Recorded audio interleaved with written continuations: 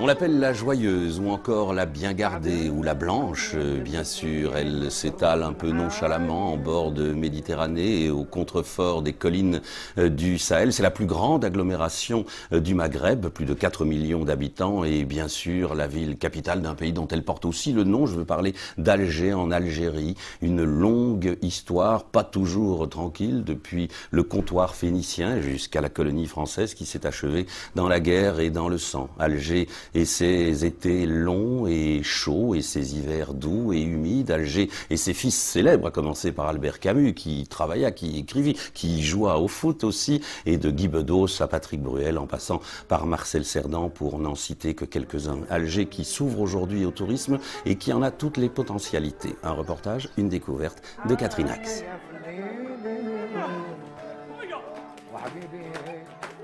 L'Algérie, un immense pays de 2 300 000 km², le plus grand du pourtour méditerranéen.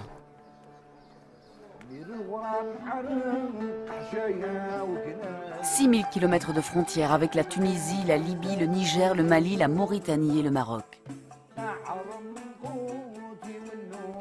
Elle a aussi 1200 km de côte. Le pays tient son nom de sa capitale, Alger.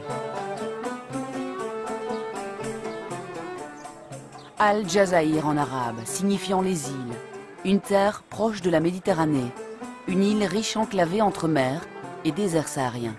Une ville dont le passé fut aussi riche que ses échanges portuaires, comme nous l'explique Khalim Faidi, architecte. Alger était une ville marine, c'était une ville beaucoup fréquentée par les corsaires. Il y a un rocher qu'on appelle le Peñón, qui est resté 5 siècles sous domination espagnole. Et puis ensuite, tout ça s'est rejoint pour faire ce qui aujourd'hui est potentiellement un véritable port de pêche, qui est le port de pêche et qui potentiellement peut devenir un port de plaisance également. Mais il y a aussi le port industriel, il y a le port marchandises, il y a le port voyageurs. Aujourd'hui, on est réellement sur le plus grand port d'Afrique. Ces voûtes aujourd'hui sont une des icônes d'Alger. Quand on arrive par bateau, la chose qu'on voit, ce sont les rampes Ben Boulaid, ex-rampe Chasserio. On voit les îlots structurés.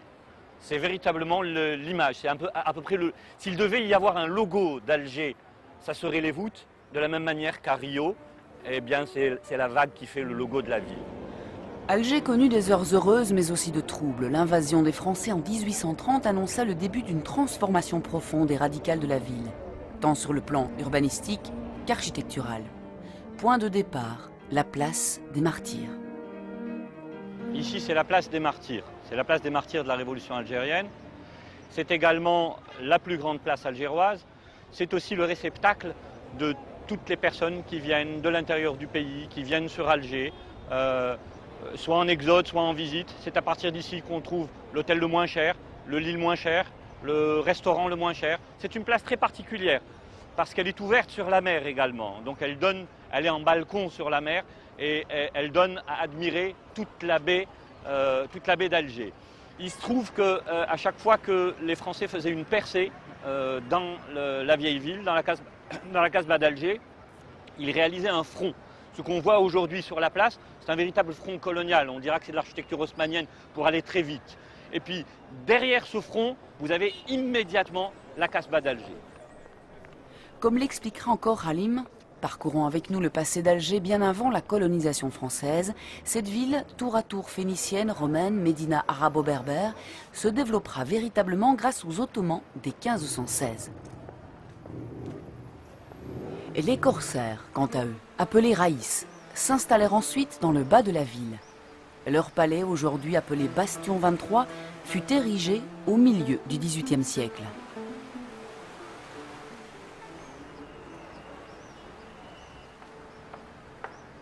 Le plus célèbre des corsaires, Barberousse, développera la ville en bâtissant une citadelle sur laquelle naîtra la Casbah. Une cité dans la cité qui descend en cascade pour venir mourir dans la mer.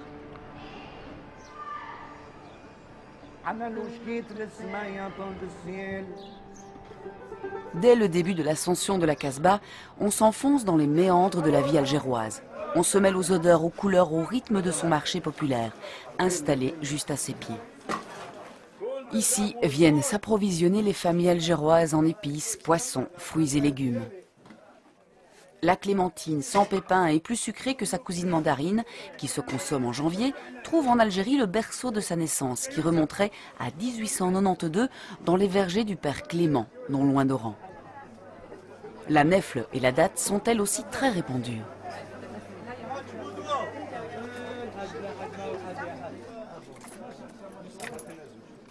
Pour nous guider dans ces méandres, nous avons rencontré la mémoire de la Casbah, Monsieur Moulouj Aïdj Zoubir. La Casbah d'Alger, c'est mon berceau, elle m'a vu naître, c'est mes parents, c'est mes ancêtres, et c'est tout le monde. C'est mon histoire, mes racines, et j'y suis jusqu'à présent. La Casbah, elle paraît très grande pour certains. Mais au fond, tout le monde se connaît. Et il y a même des alliances.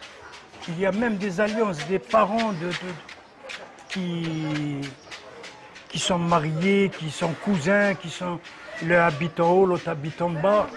Mais en principe, tout le monde se connaît. Celui qui perdait son père, il n'était pas orphelin. Du moment que le voisin devient automatiquement son père, il ne manquait de rien du tout. Et depuis l'exode rural qu'il y a eu durant la Révolution, à l'indépendance et pendant la décennie noire, ces gens-là sont partis. Il ne reste pas grand-chose. Et le peu qui reste ne se connaissent pas. Ils sont venus, tout le monde est venu d'ailleurs.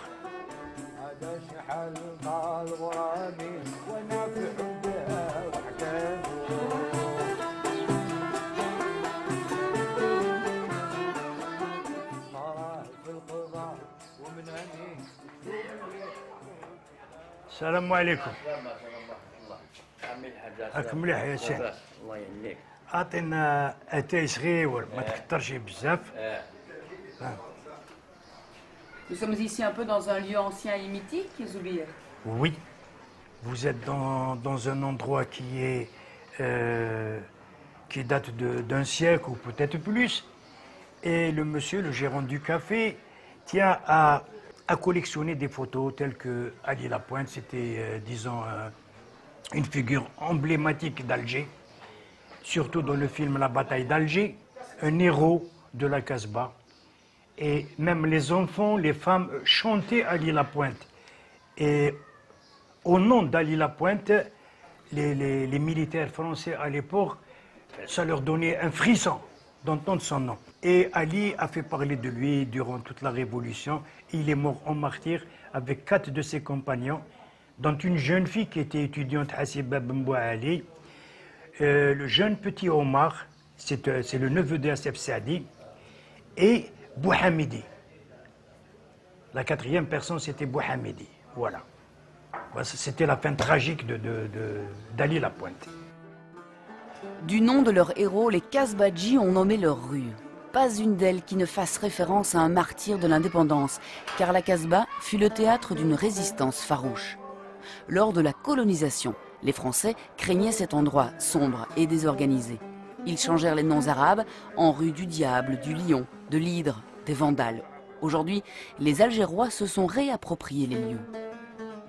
Ils continuent à vénérer les jeunes héros, mais aussi les plus anciens comme Sidi Abderrahmane, en son mausolée édifié au XVIIe siècle en l'honneur du saint patron de la ville. Les femmes viennent y allumer des bougies et solliciter la bénédiction du saint homme. En tournant autour de son tombeau, elles font des vœux dans la Kouba.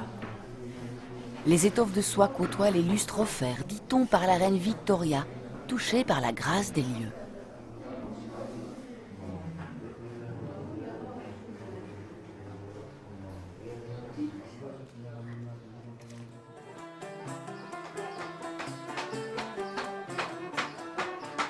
السلام عليكم. خالد.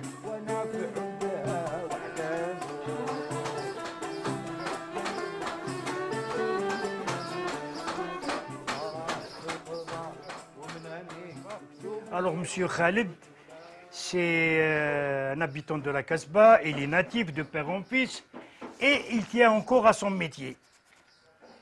C'est ce qu'on appelle, il est en train de faire un travail qui est ni cloué ni rien du tout. On appelle ça qata' maqtou', c'est-à-dire mâle et femelle. Mâle et femelle, qata' maqtou' avec des pièces. Et vous voyez là. Alors, la seule différence qu'il a aujourd'hui,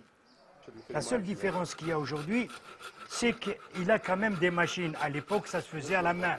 Son père, qui était là avant lui, faisait ça à la main. Il n'avait pas tout ce...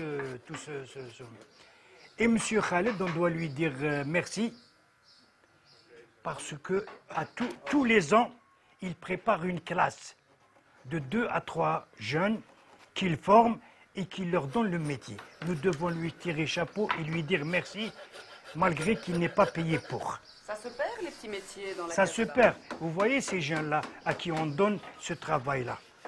Alors là, en une année, il est formé, le jeune.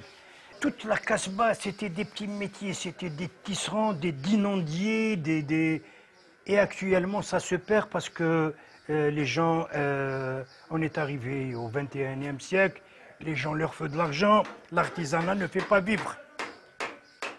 Monsieur Khaled n'arrive pas à réparer sa maison. Vous voyez comment elle est étayée, comme on a vu dehors, elle est complètement étayée.